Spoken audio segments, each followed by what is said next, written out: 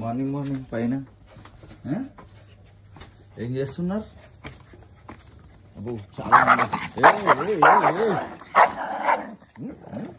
జలసిరాయుడు.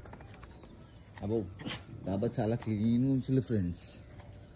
చూడండి పొద్దు పొద్దుగల సూర్యుడు ఎంత ముద్దుగా పడతాను.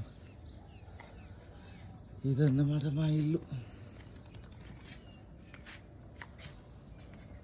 చూడండి ఎంత ముద్దుగా ఉంది.